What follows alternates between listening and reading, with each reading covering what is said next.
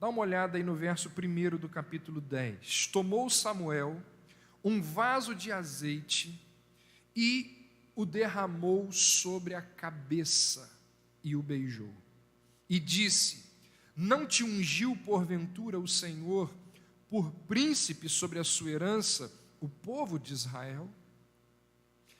O que está acontecendo aqui é o seguinte, como lhes disse, aqueles animais muito importantes para aquela economia naquela época, as jumentas do pai de Saul sumiram, e o pai virou-se para Saul e diz: vai achar os animais. Saul sai para buscar as jumentas do pai, como um filho, entre outros, como um simples agricultor, e volta para casa como rei. Ele sai de casa para buscar as jumentas e volta para casa ungido rei de Israel.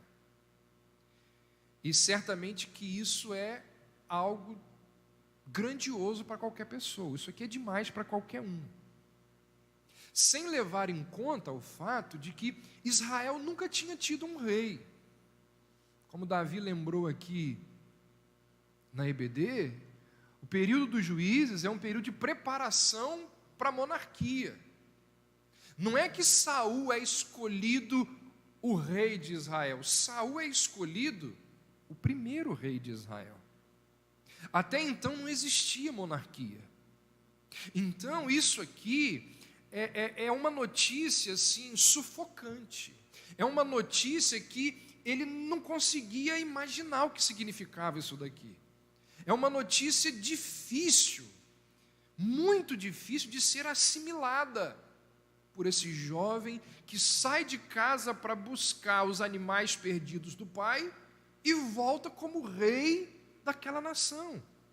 E aí quando ele percebe o que está acontecendo, quando Saul compreende o que está em jogo, ele questiona: mas logo eu? Por que eu? Olha a tribo de onde eu venho, como assim eu? Então, ele questiona essa escolha por parte do Senhor.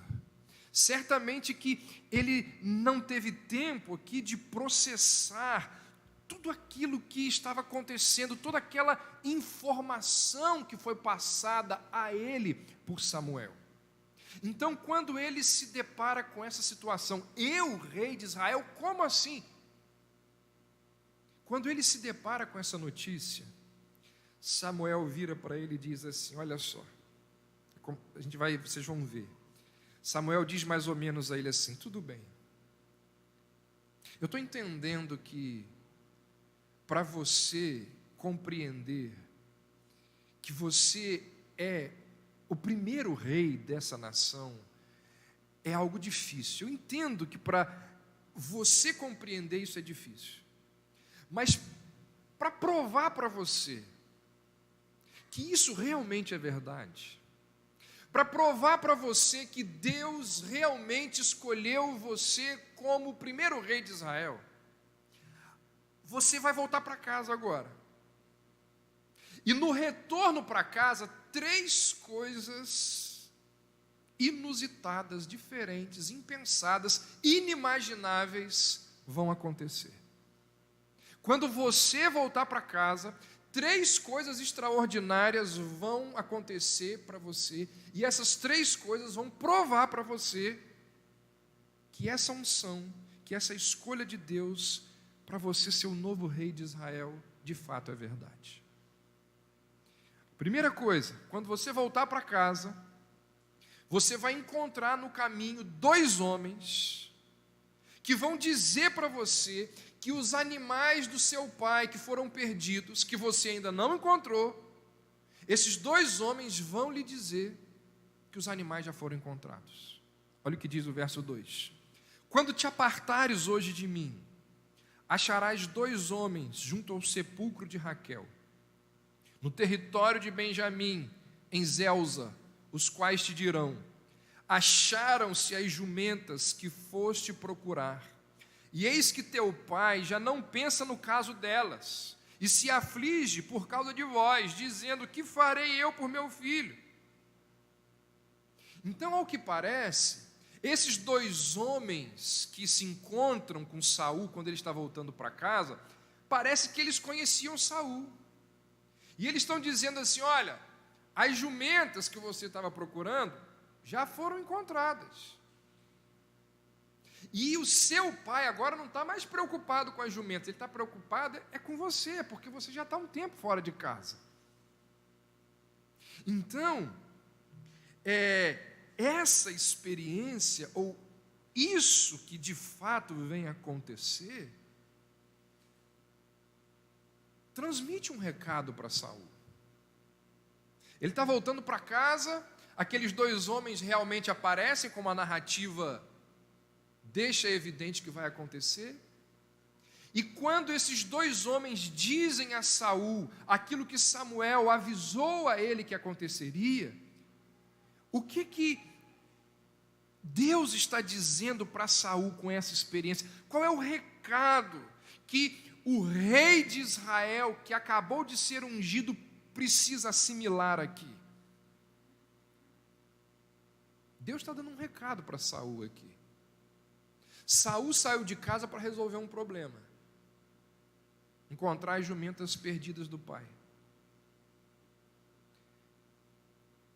E agora ele volta para casa e o problema já está resolvido. Esses dois homens dizem assim: ó, as jumentas já estão na casa do seu pai. O texto não diz como que elas foram parar lá, mas alguns intérpretes entendem que da mesma forma misteriosa como elas sumiram, misteriosamente elas voltaram. O que esses dois homens, ou que essa experiência aqui está mostrando para Saul, o rei de Israel, é que Deus, Ele é capaz de resolver os problemas de Saul. Preste atenção numa coisa: o livro de Samuel, você continua lendo a narrativa, ele vai mostrar,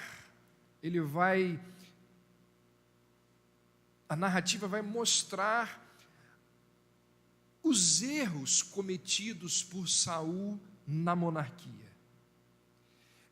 E um dos erros, talvez o principal erro de Saul, quando ele assume a coroa, é ele não deixar Deus trabalhar. Quem lê os próximos capítulos de Samuel, de 1 Samuel, vai perceber que Saul, ele se mete onde ele não é chamado. Saul tenta fazer aquilo que não é responsabilidade dele fazer. Saul, ele não reconhece a sua incapacidade, Saul não reconhece a sua limitação, a sua finitude, e ele tenta controlar todas as coisas, ele tenta fazer coisas que não pertencem a ele. Então, não por acaso, logo no início, logo nos primeiros momentos ali depois da unção, Deus transmite um recado para Saul. E o recado que Deus transmite para Saul é o seguinte: Saul, enquanto você estava jantando, que é o que o capítulo 9 nos conta, enquanto você estava jantando com Samuel no dia anterior, eu estava trabalhando para salvar os animais do seu pai que estavam perdidos. Enquanto você estava lá conversando com o meu profeta, enquanto você estava acolhido na casa do meu profeta, eu estava resolvendo o problema que você tinha que resolver. Eu estava tomando conta das suas pendências. E esse é um recado muito importante, principalmente para um rei. Crer que ele não é autossuficiente, crer que ele não tem todo o poder e que, principalmente para a nação de Israel, crer que quem resolve os seus problemas é Deus. Não seria essa uma lição que não apenas Saul, mas todos nós precisamos aprender? A verdade de que quem resolve os nossos problemas é tão somente o Senhor. Como a gente cantou aqui, é meu, somente meu, todo o trabalho. E o teu trabalho é descansar em mim. Óbvio, claro, certamente que Deus resolve os nossos problemas através de vários meios. Deus resolve os nossos problemas através do dinheiro. Deus resolve os nossos problemas através de amigos. Deus resolve os nossos problemas através de remédios. Deus resolve os nossos problemas através de contatos. Mas o fato é que nós precisamos compreender e enxergar que amigos, dinheiro, contato e tantas outras coisas são ferramentas, instrumentos que Deus utiliza para resolver os nossos problemas. Isso nos lembra de uma verdade conhecida, mas muito esquecida, conhecida, mas muito pouco praticada, que quando nós temos problemas, qual deve ser o nosso primeiro recurso? O Senhor. Senhor, me ajude diante desse problema. E o Senhor pode me ajudar através de recursos, através de amigos, mas nós precisamos buscar antes de qualquer coisa o Senhor.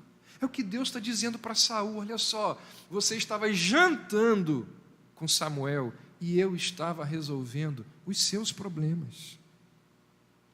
Quando nós fazemos isso, sabe por que isso é importante? Por que isso é importante? Porque quando nós fazemos isso, nós estamos dizendo a Deus que Ele é Deus nas nossas vidas. Nós estamos dizendo a Deus que quem controla as nossas vidas é Ele. Porque antes de eu usar o dinheiro para resolver o meu problema, eu recorri a Ele. Porque antes de eu pedir um favor a um amigo para resolver o meu problema, eu recorri a Ele. Quando nós, antes de qualquer coisa, recorremos a Deus, nós estamos dizendo: o Senhor é Deus na minha vida. E o contrário também é verdade. Quando nós buscamos todas as ferramentas para só depois buscar o Senhor, nós estamos dizendo que quem comanda as nossas vidas? Cabe a nós, assim como o salmista, reconhecermos que é do Senhor que vem o nosso socorro. E quando nós confessamos, e quando nós vivemos a partir da confissão de que o nosso socorro vem do Senhor, quando nós reconhecemos e vivemos a partir deste reconhecimento, desta confissão, muita coisa muda nas nossas vidas. A maneira como nós lidamos com a oração muda. O modo da gente lidar com os recursos muda.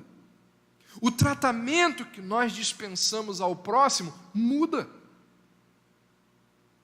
Por quê? Pelo simples fato de que reconhecemos que quem resolve os nossos problemas é o Senhor.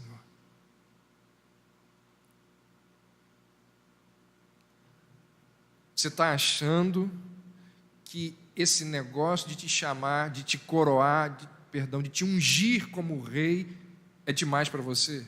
Então tá. Você vai voltar para casa agora e 3 coisas que você não está esperando vão acontecer. Primeira delas, você vai encontrar com 2 homens e esses 2 homens vão dizer para você que as jumentas do seu pai que fugiram já estão lá. O problema que você veio resolver já está resolvido. Enquanto Saul jantava com Samuel, Deus estava levando as jumentas de volta para a casa do seu pai. Deus estava resolvendo os seus problemas. Isaías uma vez disse assim: desde a antiguidade não se ouviu, nem com ouvidos se percebeu, nem com os olhos se viu um Deus além de ti, que faz o quê? Que trabalha por aqueles, em favor daqueles que por Ele espera. A gente está orando e Deus já está trabalhando para resolver o problema da gente. A gente nem está orando, mas Deus já está trabalhando para resolver os nossos problemas. O salmista vai dizer que Deus supre aos seus amados enquanto dormem. Enquanto dormem. Deus está dizendo para Saul: ô Saul, quem resolve os seus problemas sou eu. No caminho de volta para casa, Saul foi informado dessa verdade. E ele teve uma excelente oportunidade para aprender isso. Mas, lamentavelmente, ele não aprendeu. Ele se encontra com esses homens, o recado é dado e ele segue viagem. E o segundo sinal que Samuel deu a ele, confirmando que ele era o rei de Israel, foi que ele encontraria 3 peregrinos que estavam caminhando até uma cidade chamada Betel. Olha o que dizem aí os versos 3 e 4. Quando dali passares e chegares ao carvalho de Tabor, ali te encontrarão 3 homens que vão subindo a Deus até Betel. Um levando 3 cabritos, outro 3 bolos de pão e outro um odre de vinho. Eles te saudarão e te darão 2 pães que receberás da sua mão. Ou seja, Samuel diz: olha, depois que você encontrar com os portadores da notícia que as jumentas já foram encontradas, você vai encontrar com outros 3 homens. E esses homens que você não conhece, eles vão te dar, eles vão te ofertar, eles vão dedicar a você ofertas, que na verdade são ofertas destinadas ao Senhor. E você deve aceitá-las, e você só deve aceitá-las porque você está na condição de ungido de Deus. Você vai acolher essas ofertas porque você acabou de ser ungido por Deus. E aqui Deus está transmitindo um segundo recado ao rei de Israel. Deus está mostrando a Saul que ele não apenas resolve os seus problemas, mas Deus também supre as suas necessidades. Deus supre as suas necessidades. Provavelmente vocês não vão lembrar, mas ano passado, quando eu estava estudando o capítulo 9, eu falei que lá em Deuteronômio 17, as prescrições, as ordenanças para os reis de Israel foram estabelecidas. E lá em Deuteronômio 17, Moisés vai dizer que quando Israel tivesse um rei, este rei, ele tinha que seguir algumas ordens. E algumas dessas ordens diziam assim: o rei de Israel, ele não pode de forma alguma fazer alianças com outros povos, porque esse era um meio de manter a paz, esse era um meio de não ser ameaçado pelos outros povos. Eu que sou rei, caso com outras princesas, para que aqueles reinos não venham sobre mim. Quem fez isso? Salomão. Salomão casou com várias rainhas para manter a paz dentro do reino, e por causa disso ele chafurdou Israel em idolatria, por causa da influência dessas rainhas ali dentro. Deus diz ao rei: não vá fazer aliança com outros povos, através de casamentos com outras mulheres.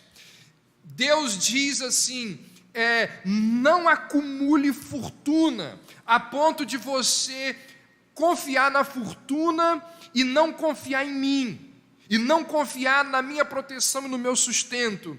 Deus diz assim também: você vai ter um exército e você vai usar esse exército para defender o povo de ataques estrangeiros. No entanto, você não vai confiar na força dos cavalos, nos carros de guerra ou em qualquer ferramenta, arma que este exército tiver. Como rei de Israel, você precisará aprender a depender somente de mim.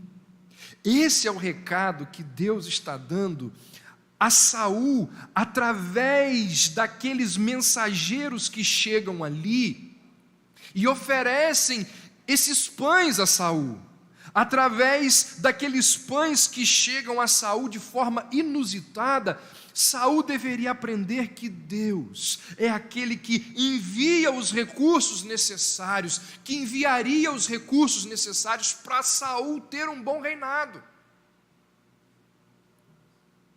Terceiro sinal que Samuel deu a Saul, confirmando que ele era o novo rei de Israel. Ele diz: depois desses peregrinos, você vai andar mais um pouquinho, e mais à frente você vai encontrar um grupo de profetas, e esse grupo de profetas você vai profetizar junto com eles. Olha o que dizem os versos 10 e 11, olha aí. Chegando eles a Gibeá, eis que um grupo de profetas lhes saiu ao encontro. O Espírito de Deus se apossou de Saul, e ele profetizou no meio deles. Todos os que dantes o conheciam, vendo que ele profetizava com os profetas, diziam uns aos outros: que é isso que sucedeu ao filho de Quis? Está também Saul entre os profetas? Perto da casa do pai de Saul existia, como diz aqui o texto, uma escola de profetas. E Saul nunca tinha se associado a eles.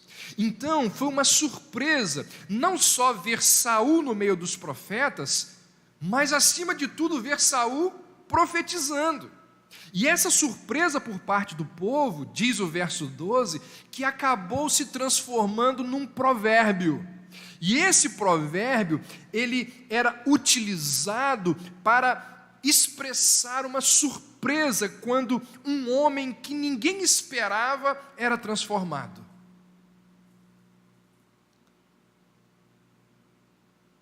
Séculos depois desse episódio, aconteceu algo muito parecido com o homônimo de Saul no Novo Testamento. Quem é o Saul do Novo Testamento? Saulo. Lembra? Quando Paulo, que era Saulo, começou a pregar o Evangelho, qual foi a reação do povo? Diz Atos 9, 21. Todos os seus ouvintes pasmavam e diziam: não é este o que em Jerusalém perseguia os que invocavam esse nome, e para isso veio aqui, para os levar presos aos príncipes sacerdotes? Ou seja, o povo está dizendo que houve uma mudança na vida de Saulo. E esse provérbio aqui, ele é utilizado exatamente para expressar uma surpresa, quando um homem que ninguém esperava era transformado.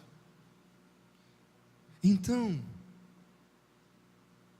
aqui tem um recado: não desista de pessoas cínicas e incrédulas. Não existe coração de pedra que resista ao chamado poderoso de Deus. Saulo foi transformado em Paulo. O filho do trovão foi transformado no apóstolo do amor. Está Saul entre os profetas? Por outro lado, nós não devemos aceitar prontamente uma demonstração exterior de devoção a gente não deve confiar cegamente em mudanças súbitas de comportamento. Nós devemos dar tempo ao tempo, porque Saul entre os profetas continua sendo Saul. O fato é que, no início do seu reinado, como foi mencionado na escola bíblica dominical, o Espírito Santo veio sobre Saul. E com esse terceiro sinal, Deus estava dizendo a Saul que, ao mandar o Espírito sobre ele, para que ele pudesse profetizar, Deus está dizendo: olha, eu serei capaz de investir você do poder necessário para você realizar o serviço que precisa realizar. Quais são algumas aplicações ou algumas instruções que nós podemos retirar para as nossas vidas sobre tudo que nós lemos aqui em 1 Samuel 10? Primeiro, oportunidades perdidas, elas não voltam mais. É interessante que a gente vai lá e vem cá, vai aqui, vai ali, e esse princípio e essa verdade aparece nas Escrituras. Mesmo sendo a escolha do povo, Saul recebe de Deus oportunidades para fazer um grande reinado. Lembra? Deus e Samuel tinham lá receios de dar um rei à nação de Israel. E Saul é a escolha do povo. Bonito, esbelto. E mesmo não sendo a escolha divina, Saul a ele é concedido por Deus oportunidades para fazer um grande reinado. Logo depois da unção, Deus vira para Saul e diz assim: eu sou capaz de resolver os seus problemas. Só você olhar onde estão as jumentas agora. Deus vira para ele e diz assim: eu sou capaz de suprir as suas necessidades. Olha o alimento que eu vou te dar no meio do caminho através de 3 homens que você nunca viu.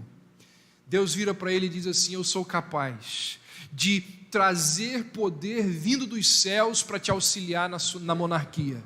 A prova é que você vai entrar num grupo de profetas e vai profetizar junto com eles. Apesar de tudo isso, Saul não aproveita as oportunidades que Deus lhe deu. Ele se torna autossuficiente, rebelde, faz um monte de besteiras e rejeita o Senhor. Irmãos, mais uma vez nós somos advertidos pela Bíblia acerca de oportunidades perdidas. Nós temos a Bíblia em nossas mãos, nós temos livros com muito conteúdo saudável, nós temos uma ferramenta que mesmo aquelas pessoas que décadas atrás tinham livros não têm, que é a internet, com conteúdos muito saudáveis. Nós temos bons amigos, nós vivemos num país laico, nós temos liberdade religiosa, nós temos o privilégio da oração, nós temos uma série de coisas que milhares de pessoas, milhões de pessoas ao longo da história não tiveram. E mesmo assim, as pessoas permanecem no leite espiritual. E mesmo assim as pessoas permanecem em questões rudimentares. E mesmo assim as pessoas não amadurecem, são infantis, não se aprofundam, não crescem em santidade, não se interessam por questões espirituais, permanecem na sua incredulidade, permanecem na sua indiferença. São pessoas como Saul. Não tem desculpas, não tem argumentos, não terão defesa, e um dia lamentarão de ter desperdiçado as oportunidades que lhe foram dadas, assim como Saul lamentou.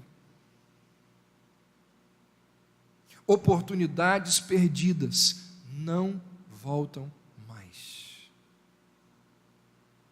Segunda verdade que esse texto nos mostra: grande é a misericórdia do Senhor.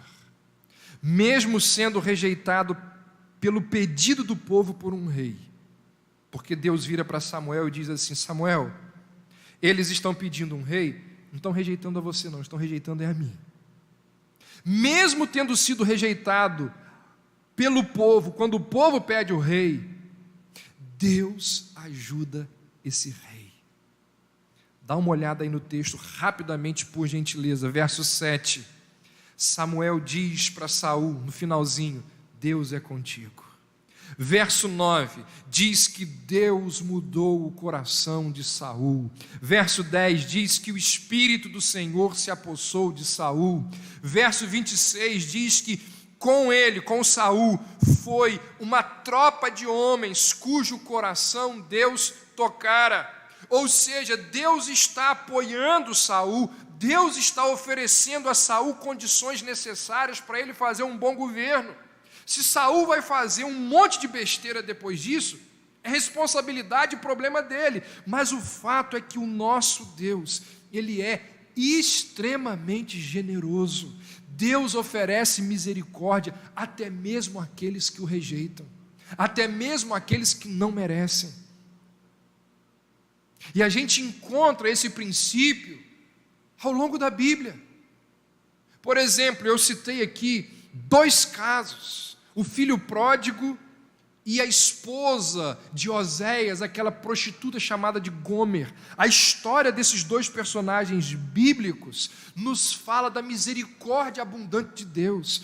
Olha o que disse esse comentarista bíblico que está aí. Olha o comentário deste homem que está aí no esboço. Nem Gomer, nem o filho pródigo percebiam como as coisas eram boas em casa. Um desejo interior os impeliu arbitrariamente a seus atos. Essa é a condição humana. O ponto alto dessas narrativas é este: no exato momento em que espero que Deus lance granadas de mão, ele corre para seu filho, abraça-o, beija-o e abate o bezerro cevado para um jantar de comemoração. Quando espero que ele diga bem feito ou queime no inferno, ele resgata Gomer da escravidão e a torna sua noiva outra vez. Ele coloca seu manto sobre os seus ombros, coloca o anel no meu dedo e caminha ao meu lado de volta ao lar. Apesar da rejeição divina por parte do povo, Deus, de forma extremamente generosa, concede ao rei de Israel as condições necessárias para ele fazer um bom governo. Irmãos, esse texto nos mostra o Deus bondoso, generoso que nós temos. Saul não merecia, o povo não merecia, mas Deus foi rico em misericórdia. Deus foi paciente com as incoerências do povo. A Bíblia nos diz que o nosso Deus, Ele é longânimo, disposto a perdoar, sempre pronto a acolher um coração contrito. Deus é, quem disse isso foi Jesus. Deus é, ou pode ser lembrado pela figura do Pai, que está sempre no portão, esperando o filho voltar. Esse é o nosso Deus, que sabe que o filho está aprontando um monte, mas ele está sempre no portão, aguardando o retorno do filho. Longânimo, bondoso, pronto a perdoar ao coração contrito, ao coração que se arrepende. Por fim, esse texto nos mostra que o verdadeiro rei de Israel, ele é soberano e ele nunca abrirá mão do seu poder. Mesmo diante de uma monarquia, os reis de Israel deveriam ser subordinados à palavra de Deus por intermédio dos profetas. Lembra, o povo pede um rei, Mas o povo não consegue ficar independente de Deus, porque Deus vai controlar tudo o que acontece na monarquia. O povo pede um rei, mas o povo não consegue ficar livre de Deus. A mesma coisa continua acontecendo em nossos dias. Independentemente dos nossos esforços pecaminosos em tomar as rédeas da nossa vida, decidindo como pensar e como viver, Deus continua sendo incansavelmente soberano. Deus nos proporciona todas as nossas circunstâncias. O que esse capítulo aqui nos mostra? Que quer tenhamos fé, ou quer tenhamos um coração incrédulo, nós teremos a Deus como Senhor das nossas vidas. Ele executará as prerrogativas dele, seja no macro, seja no micro, seja em nossas particularidades, seja nas grandes decisões mundiais, seja em que área das nossas vidas for. Deus não abrirá mão do governo soberano dele sobre as nossas vidas. Quer gostemos disso ou não, a vontade de Deus é que vai prevalecer. Jó 11:29 diz assim: se ele está contra alguém, quem o desviará? O que a sua alma quiser, isso fará. Salmo 33:11, o conselho do Senhor permanece para sempre, os intentos do seu coração de geração em geração. Provérbios 19:21 diz: muitos propósitos há no coração do homem, muitos planos existem no coração de cada um de nós, mas o que vai permanecer? A vontade do Senhor, diz Salomão. Isaías diz: como pensei, Deus falando através de Isaías, como pensei, assim sucederá, e como determinei, assim se efetuará.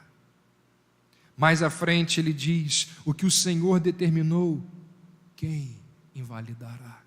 A sua mão está estendida, quem a fará voltar atrás? Capítulos à frente, Deus diz através de Isaías: agindo eu, quer em fé, quer em credulidade, creia você ou não, Deus continuará administrando, governando e controlando a sua vida. Vamos orar. Ó Deus, louvado seja o teu nome, porque tu és capaz de resolver os nossos problemas. E quando não resolves, é porque tens algum propósito por trás disso. Cremos que o Senhor sempre deseja o nosso bem. Mesmo não entendendo os teus caminhos, cremos que o Senhor sempre deseja o nosso bem. Te louvamos, ó Senhor, porque o Senhor supre as nossas necessidades. Te louvamos porque nada nos tem faltado. Na verdade, nós temos muito mais do que precisamos para viver.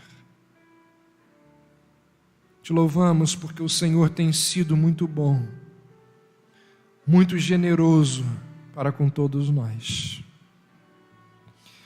Ajuda-nos, ó Deus, a vivermos na dependência do Senhor, crendo e descansando no Teu poder e na Tua providência. Ajuda-nos a não desperdiçarmos as oportunidades que Tu tens colocado diante de nós. Afasta de nós toda indolência, toda preguiça, toda indiferença, toda apatia que nos leva a desprezar os meios de graça que o Senhor nos tem concedido. Que aquilo que o Senhor nos tem dado seja aproveitado da melhor forma possível. Que estas verdades venham a confrontar, consolar os nossos corações. Nós oramos assim, em nome de Jesus.